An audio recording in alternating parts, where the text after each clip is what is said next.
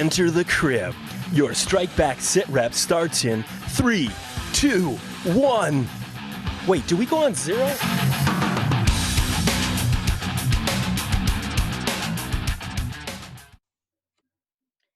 Welcome back, guys. We are here to talk about the Apple TV movie Greyhound starring Tom Hanks. I'm Kelsey. And I'm Deb. I thought this was phenomenal. I thought it was a true example of how you can have a film that is about action without it having to be like huge explosions and stuff all the time. It was super technical. The way they talked to each other, according to my husband, was very accurate. But it's still with the music and the pacing and even that, like that, it still felt tense the whole time. I don't know. What was your general thought about it?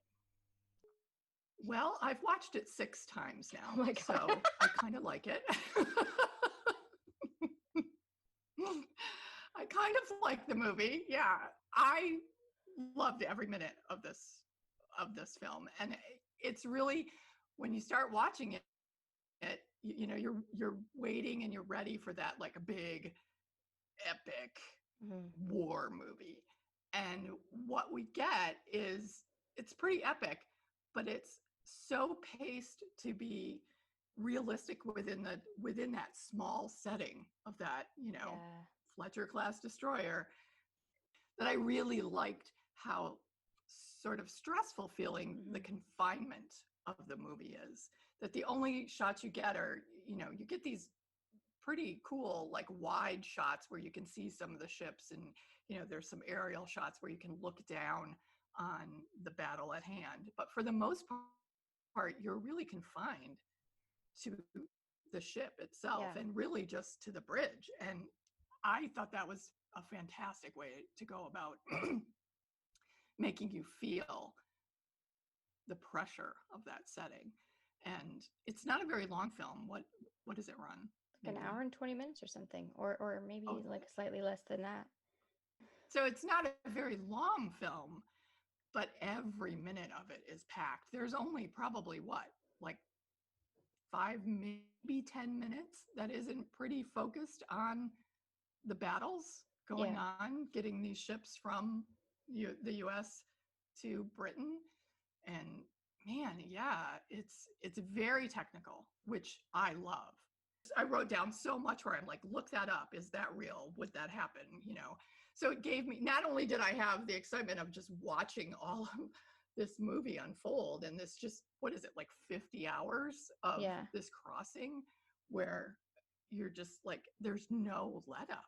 And every time they think there's going to be a let up, more U-boats show up. Right. So right. I love the pacing of this. There's so many really good aspects of this film that you can just break down, and how much it all just builds to add to that pressure of making that crossing. Yeah. So good. I was trying to think, like, I don't think there's any, to me anyways, really good Navy centered war films out there. I think because it's not like when you're doing like Army or Marines or whatever, it's on the ground, there's lots of shooting, there's lots of running and screaming and action and bombs and all of this stuff. And with there's this in the Navy Times, I think there was a cartoon, and it showed like 2 fighter pilots, sort of like the whatever fighter pilot and the enemy fighter pilot coming out, and they're like, we have 0.5 seconds to decide whether we're going to turn or what, and all this. And then like the Navy captain is yelling like, we only have 8 hours and 43 minutes before we can decide whether we're going to turn, and it's like, because it's longer, it's slower, but and so it's just not quite, it doesn't like sometimes capture the imagination in the way that some of these other do. You see, sort of like Navy battles sprinkled in other war films, but it's just not. Whereas this managed to show you, I mean, how long and drawn out the battle would be. His feet are bleeding, and it's like, 3 hours to get back in formation and all of these things. But the way they skip time and the way they pace and the way they show that, like, yes, it's drawn out, but it's so intense. And that drawn out part of it rather than being like, well, you have 8 hours to decide, is you're going, oh my God, we have 8 hours till we can do something. We're trying to save that ship and we are trying to get there in 3 hours, like, and I just thought it was really, really well done. And I think really honors, the part the Navy played in a way that, like, as a Navy wife, I'm like, finally, because I think they, everybody's like, when they think of like, oh, the cool things the Navy does, it's like almost invariably fighters coming off a carrier, and it's really the pilots, like nobody gives a shit about the ships. So that was, and then this one, I'm like, damn, this sonar guy is amazing, right? Yes. Oh my goodness, you're throwing yourself back into the 40s technology, and yet still it's just one guy, with his earphones, basically everything's falling on him, like he needs to distinguish these, tiny differences in sounds and figuring out how far things are away based on, these little, just what he can hear and how amazing that is. Yeah. But the incredible thing is that still holds true. Right. Exactly. Yeah. That, like, as far as technology has come, it still is training and an innate ability to differentiate between the tiniest sounds, which is just crazy to me. Yeah. It really, you don't even necessarily recognize who most of the characters are in the background, but you're so, like I found myself after the second or third watch watching those guys in the background and their ability to be so scared and stay so focused, and the leadership of the captain through that, even though, I mean, this is his first crossing, this is his first time being in command, and yet still so, this is what we train for, let's go. And and just the emotion, I mean, I could watch Tom Hanks, do a movie on how to paint the side of a house and think it was amazing. We watched Castaway, but so this is really exactly. This is what he excels at, is taking these everyday people and giving us their like moments of truth and their moments of rising above and meeting that challenge, and yet still just being sort of that everyday guy. And that, the ability to portray that stress on his face as he's going through this whole thing, and those moments where he's just like, I can't do this. Okay, let's let the training kick in, and I need to get these guys through this, and I just, those little moments throughout it where you can see that on his face, and how stressful this is, and how the weight of that leadership and keeping these people alive and getting these ships across the Atlantic he's just so good at that, just those tiny little nuanced looks on his face that are the whole movie, and the music is so good. Done. I mean, it's so good. God. It is just perfect for the emotions that those guys are feeling.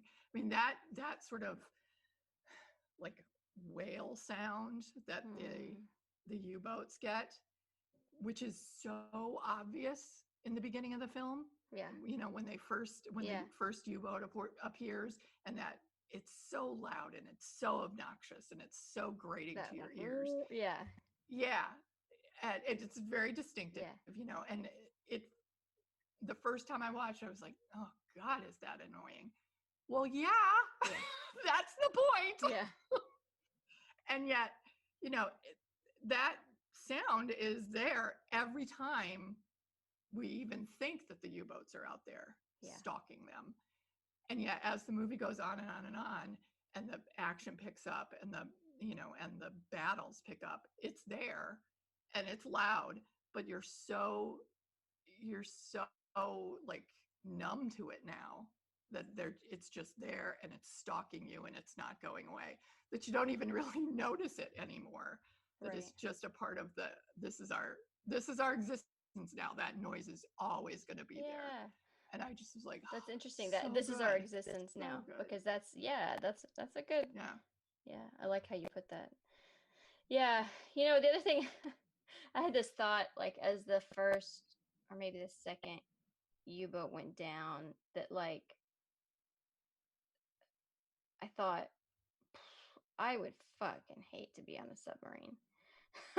Because, Oh yeah. like one structural damage and you're done. Like, it just goes down and that's it. Like, on a ship, you have time to get off. But on a sub, you have one hole. Which is probably not useful anymore. Yeah. The only other hole is whatever that depth charge is. The other hole is the ship being in half. Yeah. And there was the one scene in which one of the U-boats is between the two fighter ships. Yes.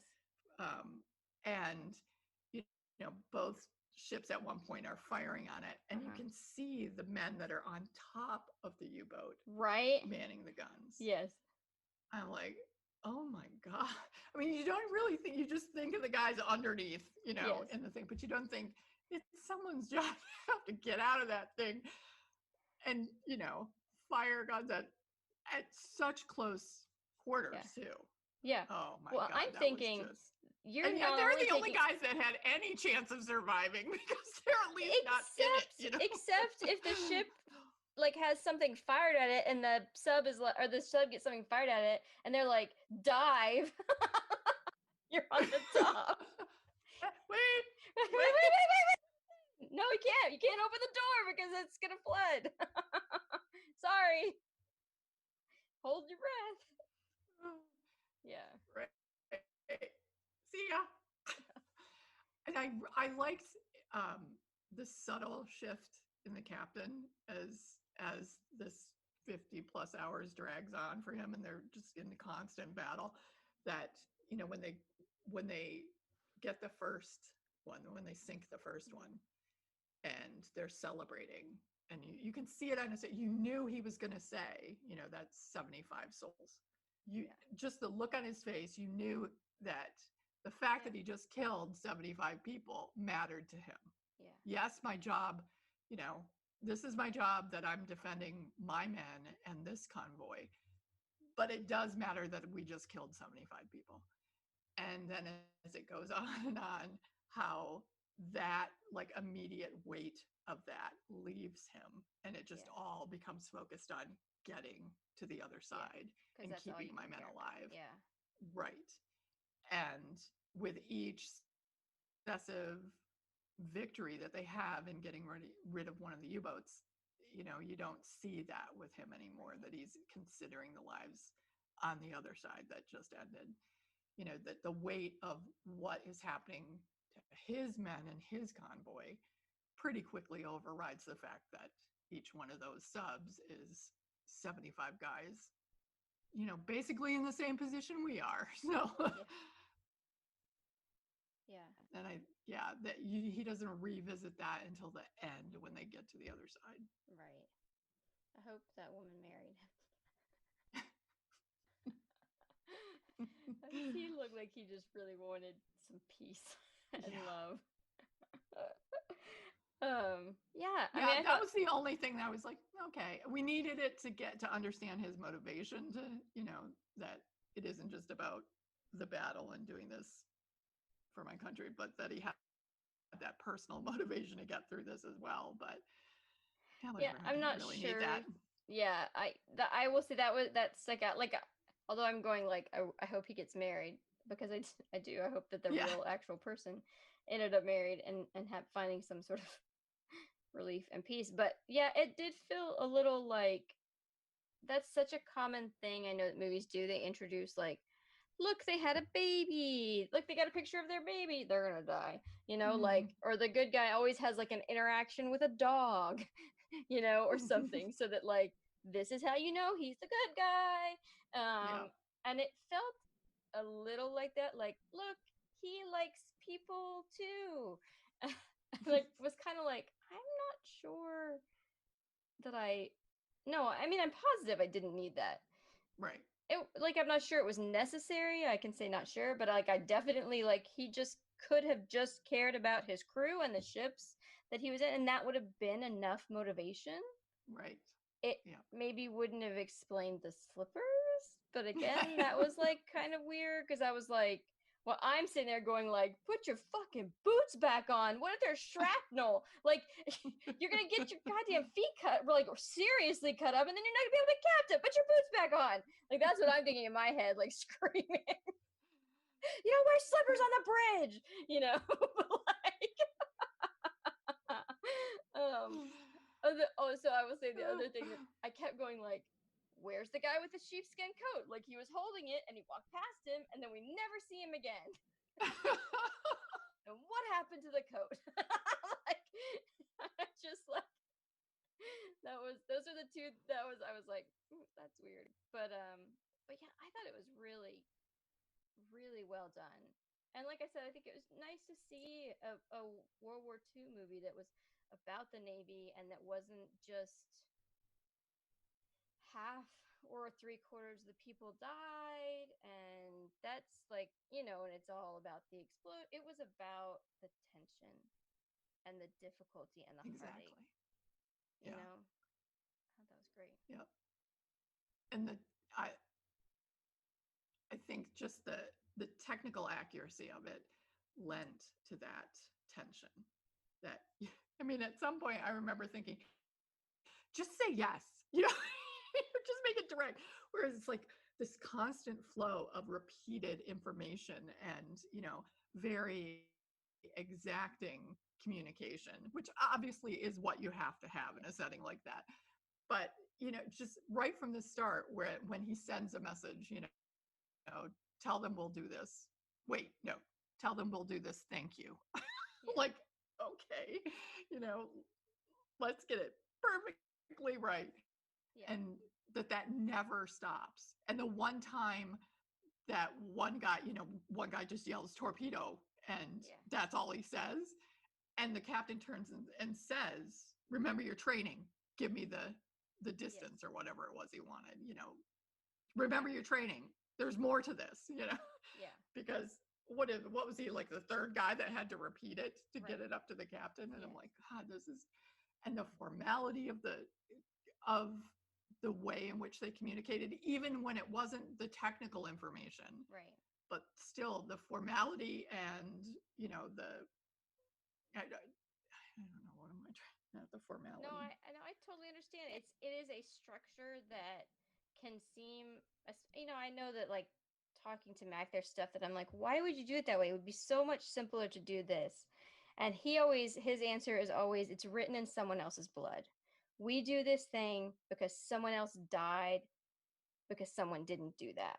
And like that's always his, like, these structures and these safety protocols and these check this, you check it, you check it, you check it, is always, he's like, that's what he said, he tells, when he's talking to like JOs, junior officers, JOs, he's like, there is a reason for this. It seems ridiculous. It seems nitpicky. It seems like it would be so much easier for that guy to call the captain and tell him then that guy to tell his boss and that guy to tell his boss and then that boss to tell the captain. He's like, but there is a reason, because sometime probably the first guy called the captain and then somebody died because they weren't like the checks or whatever. And so I think that was one of the things that I appreciate about the movie, was it showed those, and it didn't try to like, there's a lot of times when you see something like that, it's shown as bureaucratic nonsense. It slows stuff down, and it never slowed anything down, and it never screwed anything up. It just flowed, and I think so often that's just not how it's portrayed. So I appreciated that. But it was very like, at first I was like, oh boy, when you said it's super technical, I was like, great. But oh man, does it work? Yeah, absolutely, totally works. And the really nice thing is you can do super technical and you have no connection to it. You're just like, okay, just show it to me. I don't need to know all this to enjoy this movie. But such a large part of enjoying this movie is learning there's enough given with just the technical information that you understand what it means without having to look it up or without having to know what that means. You get it pretty quickly. Right. You understand, okay, this is what this means, that's what this means. And we're hearing that for the rest of the movie, so know that. Right. And that, sometimes you need a dictionary, or you need to be sitting there with your phone looking stuff up as the film's going on. But with this, the way in which all of that technical information is relayed, you learn it as you're going. Right. So you don't really, there's the only things I looked up after the movie were things that interested me and I wanted to learn more about. Okay. It wasn't because I needed to know it to understand what just happened. Yeah. Yeah. I mean, you don't need to know anything about sailing or ships to get what hard right rudder means. Yeah. You pretty well get that right away. Yeah. So I thought that was really cool that, it's so technical and yet you get it. You get it right away. Yes. I think the other the other part of that is that they didn't try to over explain things, because sometimes movies like that will do the opposite of you feeling like you need a dictionary, where they'll go like, use the sonar and this is how it works and this is how far you're checking and make sure you do and you're like, oh, just say like, use a fucking sonar. Like, we could figure out what a sonar is by looking at the screen and it's going beep beep beep, you know what I mean? So I think they made like a really, and you were telling me like this is Tom Hanks' passion project, and I thought this was such a brilliant platform because with a more, I assume, limited budget than like a big movie studio.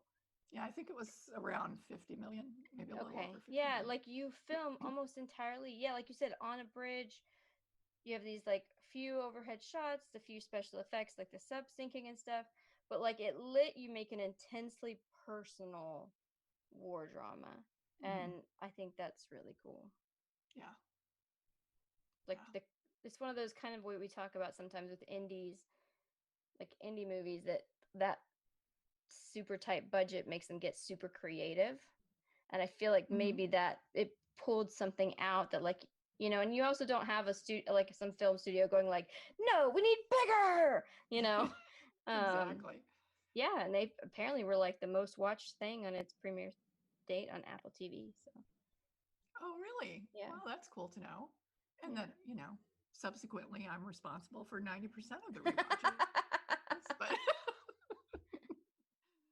it's also, you have to watch it. But I found because the sound is so important in this, that it's also a pretty cool film to just have on in the background. Like, what's going on even without needing to see it, if on a rewatch. Like, just the sounds are enough. Ooh, see, I feel like that I couldn't do that. I would just feel so I would be like, I'm doing whatever I'm doing really tensely. That's like, everything is like, oh my god, oh my god, oh my god.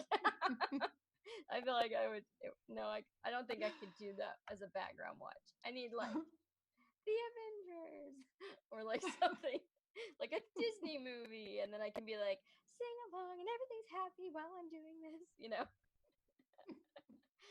Don't you love my singing? No, I need to have that U-boat whining and screaming in the background. Oh, that like,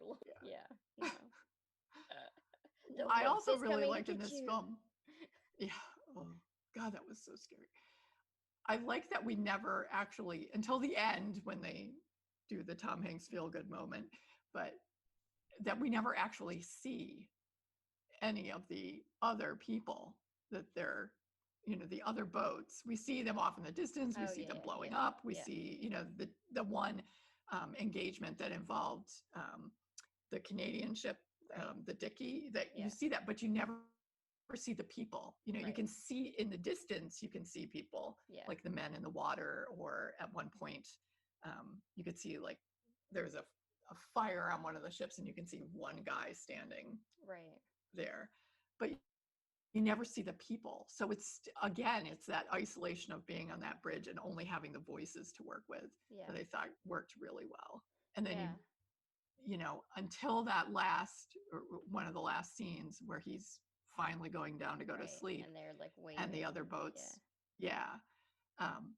That's really the first time you see any of the other men involved in all this. Yeah. You know, like you lose the fact that how many ships were involved in this convoy? Like 20 like something? 300 or something. 100. It was like a lot. It was a lot.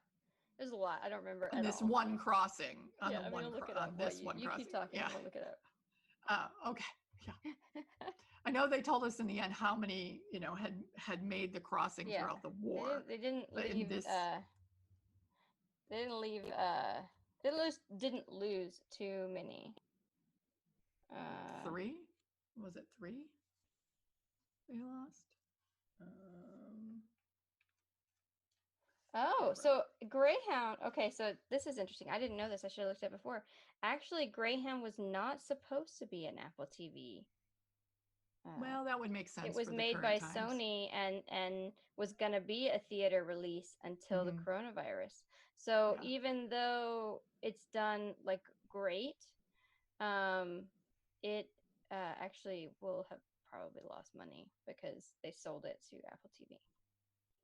Yeah. Ah, bummer. It'll do well worldwide as well. Yeah. And it's a Tom Hanks movie, so it'll sell anywhere. But yeah, I think we're going to see that a lot in the next year or so, that things that were meant to be theatrical will be released streaming. Yeah. Because there is no theatrical. So I can't find nothing online says the number. It was a lot. Okay, guys. It was just a lot. I think it was 20 something ships. I'm like 300. Maybe it was like 30 ships. I feel like I remember the number 3. Yeah, 3,500 throughout the war. Yeah, so maybe 30 ships. Yeah. Yeah. With a loss and they of lost like 3, I think. 72,000 lives. Yeah. In the crossing over the war. And I wondered, I wrote this down to look it up, but was that 72,000, just over 72,000 Allied lives? Right. Or was total to include lives? yeah. Yeah. And when you think about that statistic at the end where they show that, you're like, oh my God. Yeah. And then immediately I thought, and we've lost over 150,000 people to this virus today. You know, like, but because it's slow and because it's an illness, people don't look at it the same way, even though it's in addition to all of the other illnesses. That's what people keep going, like, people die from the flu, and I'm like, yeah, and there still are. This is on top of that. Do you understand that this is extra, not instead of? But whatever. Anyways, we won't. Be safe. Wear your fucking mask, please. Yeah. No excuses. No. And Bill, we're still really sorry. Well, I'm so glad he's okay. But yeah, another film in sort of that, as I said, passion project of Tom Hanks to bring the story of World War II to the fore. That, I mean, when you think about all the stories that he's told around, World War II. Oh my God. Yeah. Obviously it's his thing. But he did a really great job. And it was a very different World War II story than anything we've seen before, which I thought was really cool. So yeah. So if you don't have it, find it. There are ways. Or, do like a free 7-day trial. I think there's a free 7-day trial on Apple TV. Sign up, watch Greyhound. It's great. There's other stuff on there that's good. Central Park is really funny, and C is pretty good. Yeah. They do. I don't think it's not even terribly expensive, is it? I don't know. I got a new laptop and I got a year free. I was just gonna say, and if you get a new laptop or a tablet, you get a free year. You get it free anyways. Yeah, so, I don't think it's all that expensive. It's like $5 or $6 a month. Yeah, so certainly a lot less than like HBO Max or Disney.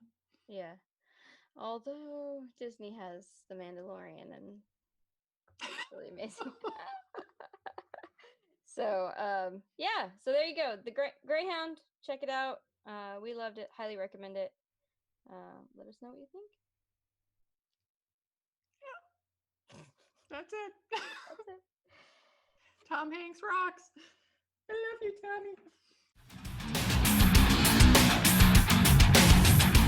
Thanks, and tune in next week for another Need to Know session at the Crib. Follow us on Twitter @StrikebackCrib. Out.